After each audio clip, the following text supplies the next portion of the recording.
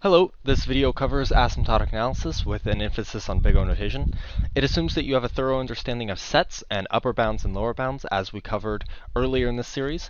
If you need a refresher on that, or if you're just not entirely clear with the whole upper bound and lower bound concept, then I will post a link in the description.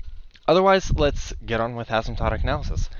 So asymptotic analysis is a way of comparing functions. It's a way of comparing functions in a simple, easy to communicate manner without dealing with a lot of constants or derivatives that generally are longer equations that are very unique to two different equations. Asymptotic analysis groups sets of equations and puts them into families so that you can classify a function by its family rather than its specific instance. Asymptotic analysis has three major players, if you want to call them. There's big O, big omega, and big theta. We'll cover the latter two later in this series, but for now we'll cover big O. So what is big O?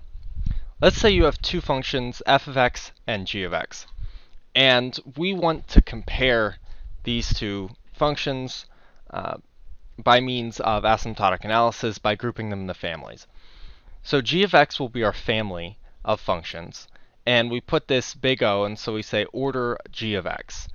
And what this big O is, it means the entire family of g of x, and the family g of x is this down here. We'll get to that in just a moment.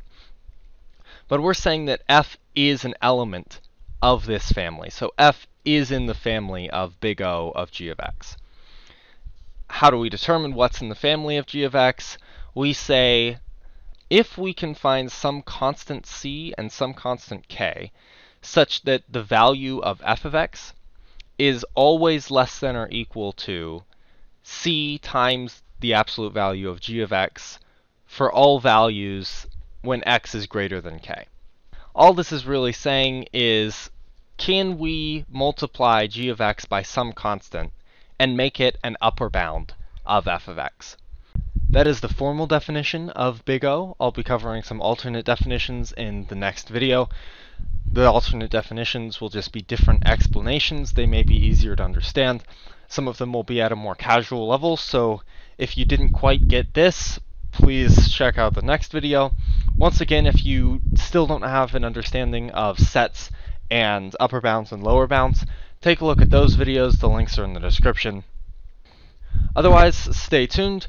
We'll be covering those alternate definitions and methods of solving for what is in big O of something else, if something is in big O of something else, etc.